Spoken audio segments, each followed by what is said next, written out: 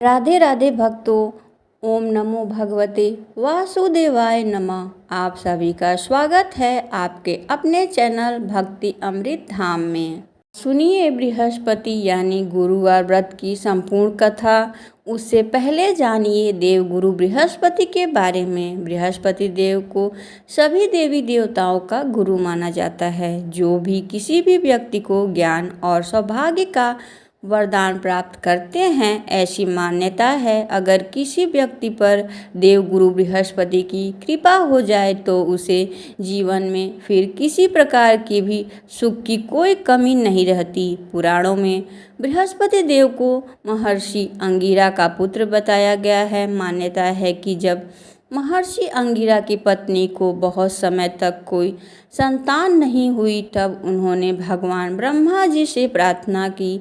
तब ब्रह्मा जी ने उन्हें व्रत बतलाया, जो पुष्पवन व्रत कहा जाता है। इसके बाद महर्षि अंगिरा की पत्नी ने इस व्रत की पूरी जानकारी श्री सनंत गुरु कुमारों से लेकर अपना पुरुषन व्रत पूर्ण किया। इसके पुण्य प्रताप से उन्हें एक तेजस्वी संतान की प्राप्ति हुई, जिन्हें ही बृहस्पति के नाम से जाना जाता है। नवग्रहों में श्रेष्ठ बृहस्पति मात्र एक ग्रह नहीं है, वरन देवताओं के गुरु हैं। ब्रह्मा जी के मानस पुत्र महर्षि अंगिरा के 3 पुत्र हुए, बृहस्पति, उर्थ, संवर्थ, जिसमें से बृहस्पति ज्येष्ठ अर्थात बड़े हैं। बृहस्पति अत्यंत सत्व गुणों से युक्त, वाणी, बुद्धि और ज्ञान के अष्टदाता हैं, महान परोपकारी हैं। बृहस्पति देव अपने एक रूप से देव पुरोहित के रूप में इंद्र सभा में, ब्रह्मा सभा में विराजमान रहते हैं और दूसरे रूप में ग्रह के रूप में प्रतिष्ठित होकर नक्षत्र मंडल में विराजमान रहते हैं। बृहस्पति देव की देवताओं के गुरु बनने के पीछे एक अत्यंत सुंदर एवं कथा पुराण में वर्णित है, जिसके अनुसार एक समय देवगुरु बृहस्पति ने काशी में शिवलिंग की स्थापना कर घोर तपस्या की। तपस्या करते समय 10,000 वर्ष बीत गए। तब महादेव जी उस शिवलिंग से प्रकट हुए और बृहस्पति जी से कहने लगे, मैं तुम्हारी तपस्या से प्रसन्न हूँ, अपना अभीष्ट वर मांगो। अपने सामने अत्यंत प्रकाशवान तेजोमय शिव को देखकर बृहस्पति देव उनकी स्तुति करने लगे। हे जगन्नाथ, आप त्रिगुण त्रिजरा मरण से रहित भक्तों का उद्धार करने वाले शरणागत वत्सल है। आपके दर्शन से ही मैं कृतज्ञ हो गया हूँ। मैं अपनी समस्त कामनाओं पूरी हो गई है, अतः कुछ भी अप्राप्त नहीं रह गया है। बृहस्पति की ऐसी बातें सुनकर महादेव और अधिक प्रसन्न होकर उन्हें अनेक वर दिए। कहा, हे अंगिरस, तुमने बृहद अर्थात बड़ा तप किया, इसलिए तुम इंद्रादि देव के पालक ग्रहों में पूज्य हो जाओगे। तुम्हारा नाम बृहस्पति होगा। महादेव ने आगे कहा, ग्रहाधीश, तुम बड़े प्रवक्ता और विद्वान हो, इसलिए तुम्हारा नाम वाचस्पति से भी होगा। जो प्राणी तुम्हारे द्वारा स्थापित इस बृहस्पतिश्वर लिंग की आराधना करेगा और तुम्हारे द्वारा की गई स्तुति का पाठ, उसे मन वांछित फल प्राप्त होगा तथा ग्रह जनित कोई अन्य बाधा उसे पीड़ित नहीं करेगी। जितना कहकर महादेव ने सभी देवी देवताओं को बुलाकर बृहस्पति देव को देवाचार्य अर्थात देवगुरु के पद पर प्रतिष्ठित कर दिया। बृहस्पतिवार व्रत की पौराणिक कथा के अनुसार प्राचीन समय की बात है। भारतवर्ष में एक राजा राज्य करता था। वह बड़ा ही प्रतापी और दानी था। वह नित्य प्रतिदिन भगवान के दर्शन करने जाता और ब्राह्मण गुरु की सेवा करता। उसके द्वारा कोई भी याचक निराश होकर नहीं लौटता। वह प्रत्येक गुरुवार को व्रत और पूजन करता, हर दिन गरीबों की सहायता करता। परंतु यह बात उसकी रानी को अच्छी न लगी। वह न तो व्रत करती, न किसी को एक पैसा देती।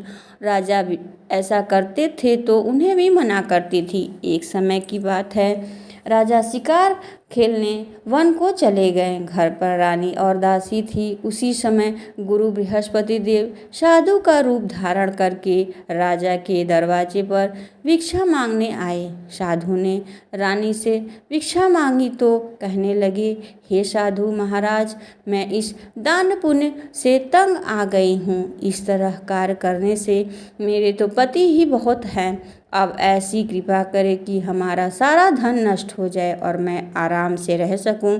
साधु रूपी बृहस्पति देव ने कहा, देवी तुम बड़े ही विचित्र हो। संतान और धन से कोई दुखी होता है? इसको तो सभी चाहते हैं। पापी भी पुत्र और धन की इच्छा करता है। अगर तुम्हारे पास धन अधिक है तो भूखे को भोजन कराओ, प्याऊ लगवाओ, ब्राह्मणों को दान दो, धर्मशाला बनवाओ, कुआं, तालाब, बावड़ी, बाग बगीचे आदि का निर्माण कराओ तथा निर्धनों की कुंवारी कन्याओं का विवाह कराओ, यज्ञ आदि करो। इस प्रकार के कर्मों से आपके कुल का और आपका नाम परलोक में सार्थक होगा, स्वर्ग की प्राप्ति होगी। किंतु रानी साधु की इन बातों से खुश नहीं थी। उसने कहा, हे साधु महाराज, मुझे ऐसे धन की बिल्कुल आवश्यकता नहीं है जिसको मैं अन्य लोगों को दान दूं या फिर उसे रखने और संभालने मेरा सारा समय नष्ट हो जाए। तब साधु ने कहा, देवी, अगर तुम्हारी ऐसी ही इच्छा है तो जैसा तुम्हें बताता हूँ तुम वैसा ही करना। बृहस्पतिवार के दिन घर को गोबर से लीपना और अपने केशों को पीली मिट्टी से धोना। राजा से ऐसा कहने पर वह दाढ़ी भी बनवाए। भोजन में मांस, मदिरा, कपड़ा धोबी के हाथ धुलने के लिए देना। इस प्रकार 7 बृहस्पतिवार करने से तुम्हारा सब धन नष्ट हो जाएगा। ऐसा कहकर साधु महाराज रूपी बृहस्पति देव अंतर ध्यान हो गए। रानी ने साधु के कहे अनुसार 7 बृहस्पतिवार तक वैसे ही करने का विचार किया। साधु के बताए अनुसार करते हुए केवल 3 ही बृहस्पतिवार बीते थे कि उनकी समस्त धन संपत्ति नष्ट हो गई और भोजन के लिए दोनों समय परिवार तनसने लगे, सांसारिक भोगों से दुखी रहने लगा। तब वह राजा रानी से कहने लगा, हे रानी, तुम यहाँ पर रहो, मैं दूसरे देश जाता हूँ, क्योंकि यहाँ पर मुझे सभी मनुष्य जानते हैं, इसलिए यहाँ कोई काम नहीं कर सकता। अब मैं परदेश जा रहा हूँ, वहाँ कोई काम धंधा मिलेगा वहीं पे करूँगा, शायद हमारे भाग्य बदल जाए। ऐसा कहकर राजा परदेश चला गया। वहाँ जंगल से लकड़ी काट कर लाता और शहर में बेचता। इस तरह जीवन व्यतीत करने लगा। इधर राजा के बिना रानी दासी दुखी रहने लगी। किसी दिन भोजन मिलता और किसी दिन जल पीकर रह जाती। एक बार रानी और दासी को 7 दिन तक भोजन के रहना पड़ा तो रानी ने अपने दासी से कहा, दासी, यहाँ पास के ही नगर में मेरी बहन रहती है, वो बहुत ही धनवान है, तो उसके पास जा और वहाँ से पास सिर बेसर मांग के ले आ, जिससे कुछ समय के लिए गुजर हो जाए। दासी की बहन के पास गई और रानी की बहन उस समय पूजा कर रही थी। दासी ने रानी की बहन से कहा, रानी, मुझे आपकी बहन ने भेजा है, मुझे 5 सेर भेजड़ दे दो। दासी की यह बातें अनेक बार कही, परंतु रानी की बहन ने कोई उत्तर नहीं दिया, क्योंकि उस समय बृहस्पतिवार की कथा सुन रही थी। जब दासी को रानी की बहन से कोई उत्तर न मिला तो वह बहुत दुखी हुई और क्रोध भी आया। वह लौटकर रानी से बोली, हे रानी, आपकी बहन तो बहुत घमंडी है, वह तो छोटे लोगों से बात भी नहीं करती। मैंने उनसे बार बार कहा, लेकिन उन्होंने कोई जवाब नहीं दिया। मैं वापस चली आई।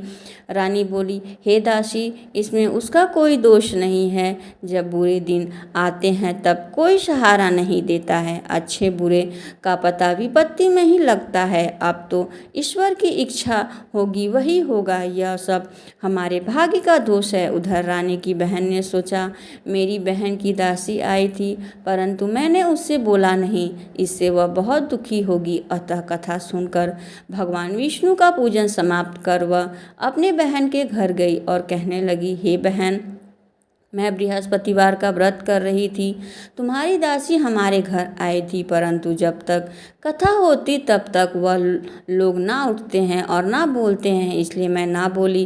कहो दासी, क्यों आई थी? रानी की बोली, बहन, हमारे घर में अनाज नहीं है। वैसे तुमसे कोई बात तो छिपी नहीं है, जिस कारण मैंने दासी को तुम्हारे यहाँ 5 शेर भेजर लेने के लिए भेजा था। रानी की बहन बोली, बहन देखो, बृहस्पति भगवान सबकी मनोकामना पूर्ण करते हैं। देखो शायद तुम्हारे घर में अनाज रखा हो। यह सुनकर दासी के घर अंदर गई तो वहाँ एक घड़ा बीजर मिला, जिससे वह उसने बड़ी हैरानी हुई, क्योंकि उसने एक एक बर्तन देख लिया था। उसने बाहर आकर रानी को बताया। दासी अपनी रानी से कहने लगी, हे रानी देखो, वैसे हमें जब अन्न मिलता है तब हम रोज में ही व्रत रखते हैं। अगर इसमें व्रत की विधि और कथा पूछ ली जाए तो हम भी किया करेंगे। दासी के कहने पर रानी ने अपनी बहन से बृहस्पतिवार के बारे में पूछा। उसकी बहन ने बताया कि हे रानी बहन, बृहस्पतिवार को सूर्योदय से पहले उठकर स्नान करके बृहस्पतिवार का व्रत करना चाहिए, लेकिन उस दिन सिर नहीं धोना चाहिए। बृहस्पतिवार के व्रत में चने की दाल और मुनक्का से विष्णु भगवान का केले के वृक्ष की जड़ में पूजन करें। दीप जलावें। उस दिन एक ही समय भोजन करें। भोजन में पीले खाद्य पदार्थ का ग्रहण करें और कथा सुने। इस प्रकार करने से गुरु भगवान प्रसन्न होते हैं और अन्न पुत्र धन देते हैं, मनोकामनाएं पूर्ण करते हैं। व्रत और पूजन की विधि बताकर रानी की बहन अपने घर को लौट आई। रानी और दासी दोनों ने निश्चय किया, बृहस्पति देव भगवान का पूजन जरूर करेंगे। 7 दिन बाद जब बृहस्पतिवार आया तो उन्होंने व्रत रखा और गुड़साल में जाकर चना गुड़ बीन लाई। उसकी दाल से केले की जड़ और विष्णु भगवान का पूजन किया। अब पीला भोजन कहाँ से लाए? दोनों बड़ी दुखी हुई, परंतु उन्होंने व्रत किया और इस कारण बृहस्पति देव प्रसन्न हुए और एक साधारण व्यक्ति के रूप में 2 थालों में सुंदर भोजन लेकर आए। दासी को देकर बोले, दासी यह तुम्हारे लिए भोजन है और रानी के लिए, तुम दोनों कर लेना।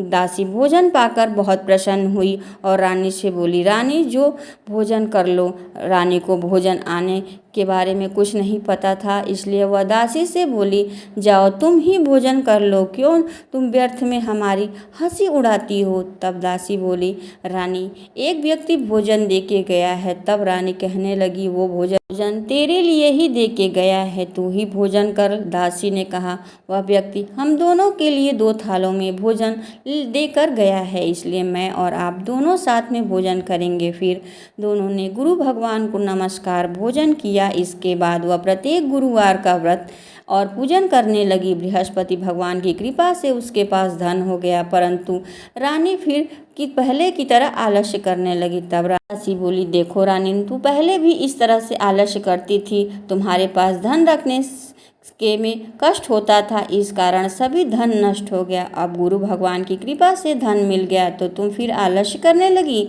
बड़ी मुसीबतों के बाद हमें यह धन प्राप्त हुआ है, इसलिए हमें दान पुण्य करना चाहिए। तुम भूखे को भोजन कराओ, प्याऊ लगवाओ और ब्राह्मणों को दान दो।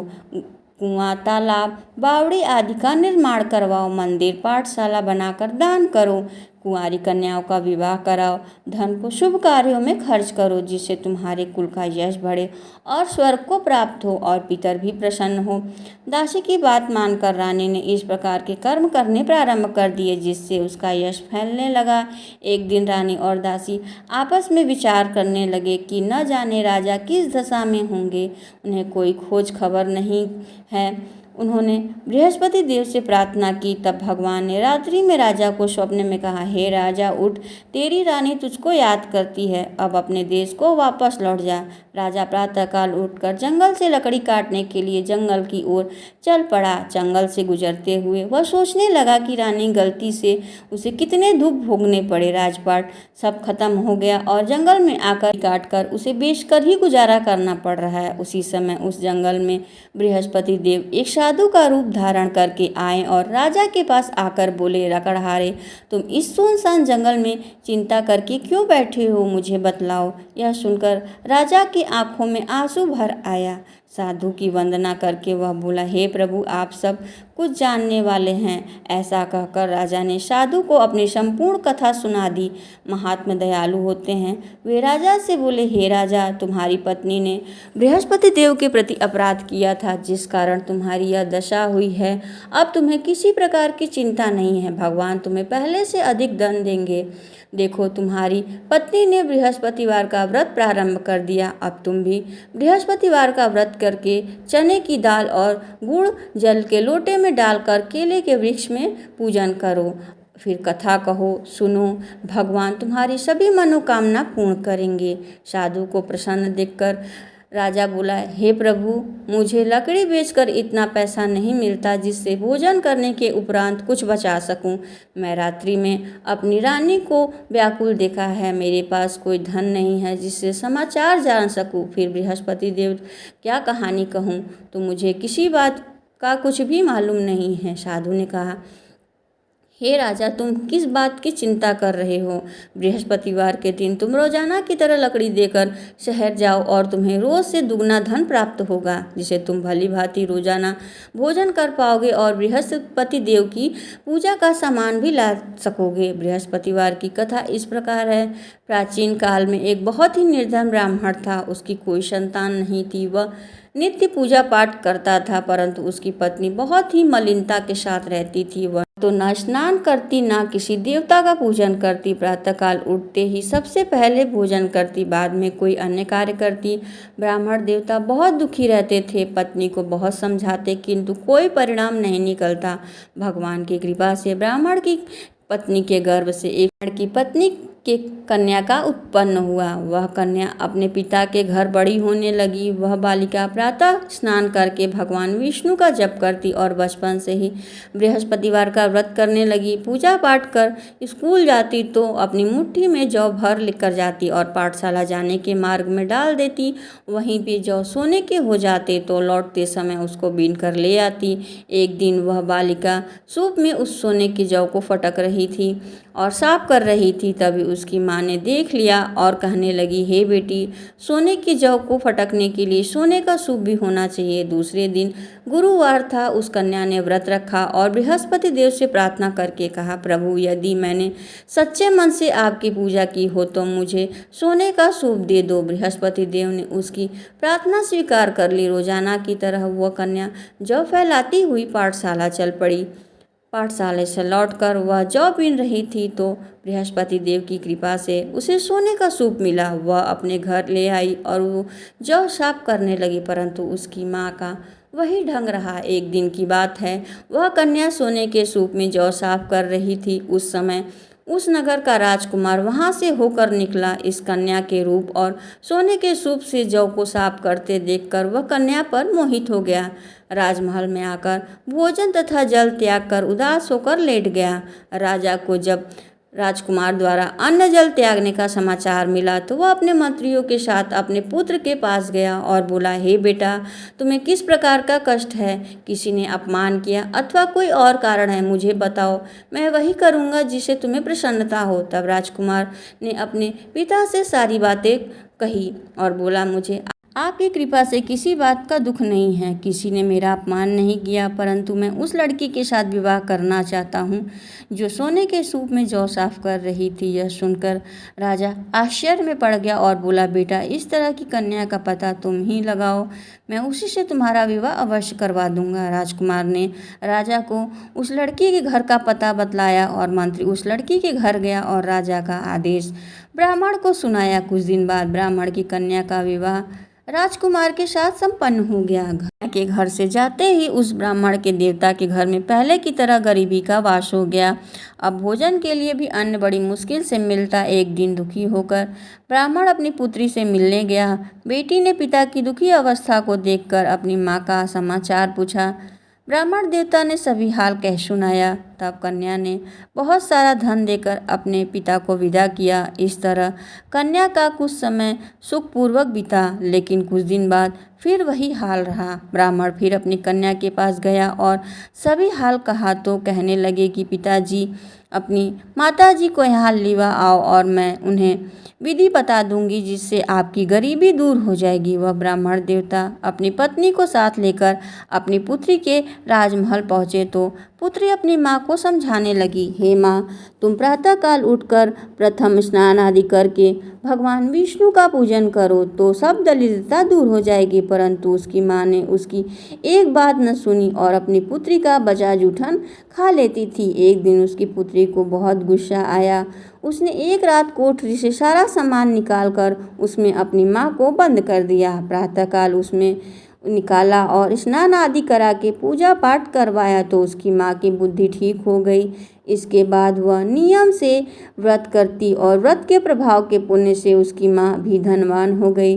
बृहस्पति देव के प्रभाव से स्वर्ग को गई। ब्राह्मण भी सुखपूर्वक इस लोक का सुख भोग कर स्वर्ग को प्राप्त हुआ। इस तरह कहानी कहकर साधु महाराज वहाँ से लोप हो गए। धीरे धीरे समय व्यतीत होने पर बृहस्पतिवार का दिन आया। राजा जंगल से लकड़ी काटकर किसी न शहर में बेचने गया। उसे उस दिनों से अधिक धन मिला। ने चना और गुड़ लाकर बृहस्पतिवार का व्रत किया। उस दिन उसके सभी क्लेश दूर हुए, परंतु जब अगला गुरुवार दिन का आया तो वह व्रत करना भूल गया और इस कारण बृहस्पति देव नाराज हो गए।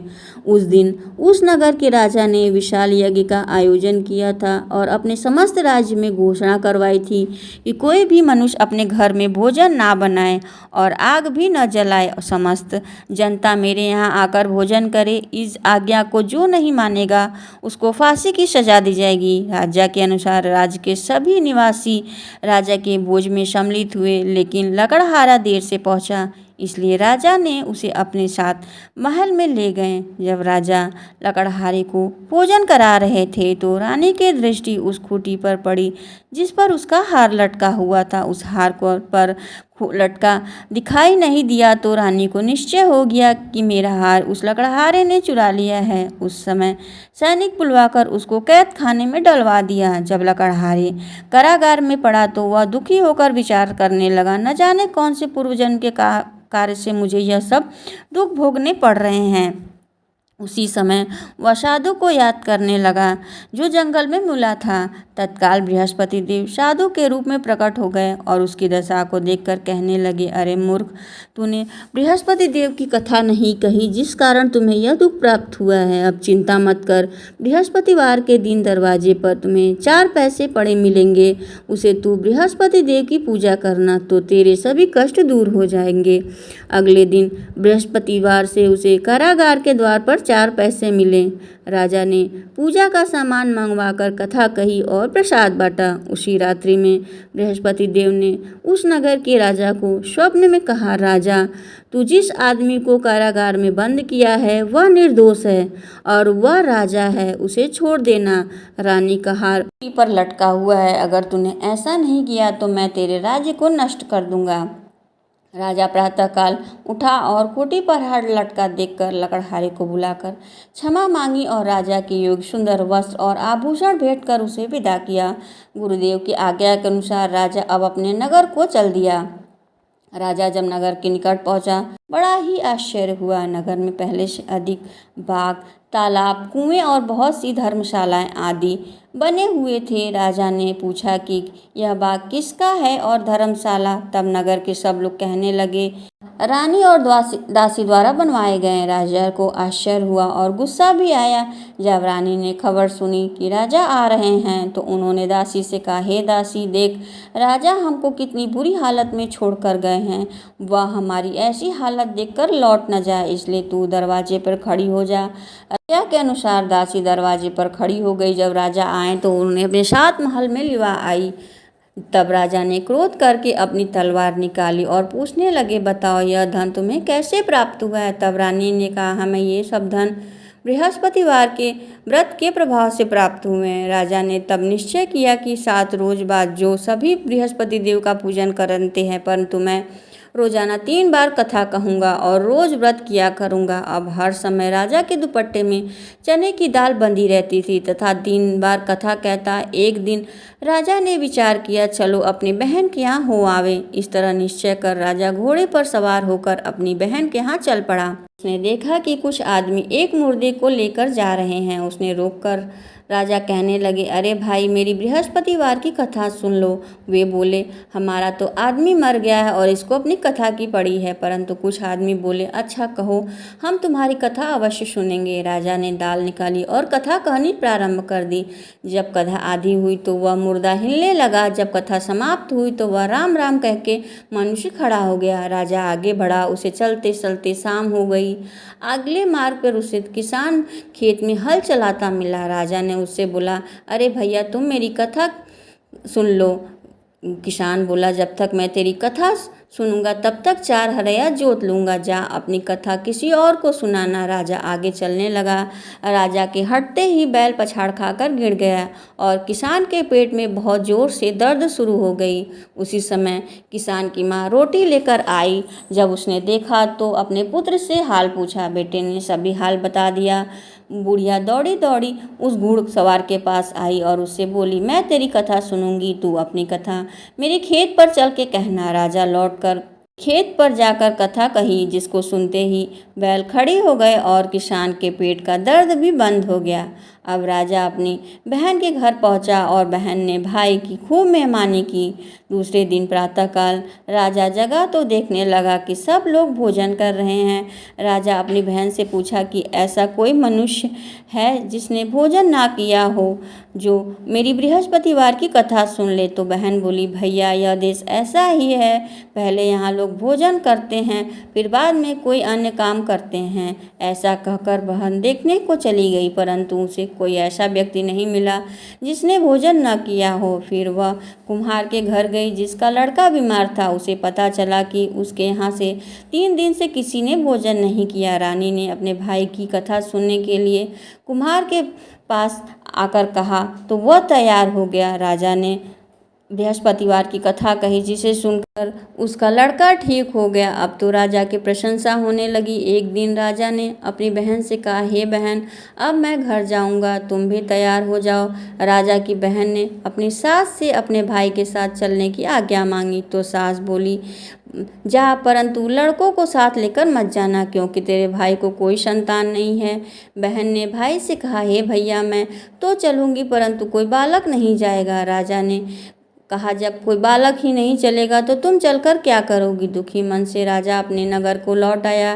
राजा ने अपनी रानी से कहा, हम निसंतान हैं, इसलिए हमारे घर कोई आना पसंद नहीं करता, हम निर्वंशी राजा हैं। ऐसा कहकर वह बिना भोजन आदि किए शैया पर लेट गए। रानी बोली, हे प्रभु, बृहस्पति देव ने हमें सब कुछ दिया है तो वे हमें संतान भी अवश्य देंगे। उसी रात बृहस्पति देव ने राजा को स्वप्न में कहा, राजा उठ, सभी सोचे त्याग दे, तेरी रानी गर्भ से है। यह राजा को जानकर बड़ी प्रसन्नता हुई और 9वें महीने के गर्भ से एक सुंदर पुत्र पैदा हुआ। जब राजा की बहन ने यह शुभ समाचार सुना तो वह बड़ी खुशी हुई और बधाई लेकर अपने भाई के यहाँ आई। तब रानी ने घोड़ा चढ़कर आई तो गधा चढ़कर नहीं आई। राजा की बहन बोली, भैया, मैं इस प्रकार नहीं कहती तो तुम्हें संतान कैसे मिलती। बृहस्पति देव ऐसे ही हैं, जिसके मन में जो कामनाएं रहती है सभी को पूर्ण करते हैं। जो श्रद्धा भावना पूर्वक बृहस्पतिवार का व्रत करता है, सुनता है, पढ़ता है अथवा दूसरों को सुनाता है, बृहस्पति देव उसकी सभी मनोकामनाएं पूर्ण करते हैं। बृहस्पति देव उनकी सदैव रक्षा करते हैं। जो संसार में सद्भावना और सच्चे मन से बृहस्पति देव का पूजन करते हैं, उनकी सभी मनोकामनाएं उसी प्रकार पूर्ण होती है जैसे राजा और रानी ने बृहस्पति देव की कथा का गुणगान किया। उन सभी इच्छाएं बृहस्पति देव ने पूर्ण किया। मनुष्य को हृदय से उनका मनन करते हुए जय जयकार करना चाहिए। प्रेम से बोलिए, बृहस्पति देव की जय। आरती। जय बृहस्पति देवा, स्वामी जय बृहस्पति देवा, छिन छिन भोग लगाऊं, कदली फल मेवा। ओम जय बृहस्पति देवा, तुम पूर्ण परमात्मा, तुम अंतर्यामी, जगत पिता जगदीश्वर तुम सबके स्वामी। ओम जय बृहस्पति देवा। चरणामृत निजम निर्मल सब पातक हरता। स्वामी सब पातक हरता। सकल मनोरथ दायक सकल मनोरथ दायक कृपा करो भरता। ओम जय बृहस्पति देवा। तन मन धन अर्पण कर जो जन शरण पड़े। स्वामी जन शरण पड़े तब हो कर प्रभु प्रकट। तब प्रभु हो कर प्रकट आकर द्वार खड़े। ओम जय बृहस्पति देवा। दीन दयाल दयानिधि भक्तन हितकारी। पाप दोष सब हरता भव नहारी। ओम जय बृहस्पति देवा। सकल मनोरथ दायक अब संशय तारो। स्वामी अब संशय तारो। विषय विकार मिटाओ संतन सुखकारी। ओम जय बृहस्पति देवा। तेरी प्रेम सहित जो गावे प्रेम सहित जो गावे। ज्येष्ठानंद सो निश्चय पावे। ओम जय बृहस्पति देवा। छिन छिन भोग लगाऊं कदली फल मेवा। ओम जय बृहस्पति देवा। सभी प्रेम से बोलिए बृहस्पति देव की जय। श्री विष्णु भगवान की जय। ये कथा यहीं पे समाप्त होती है। अगर हमारे द्वारा सुनाई गई कथा आपको पसंद आती है तो वीडियो को लाइक सब्सक्राइब अवश्य करिएगा।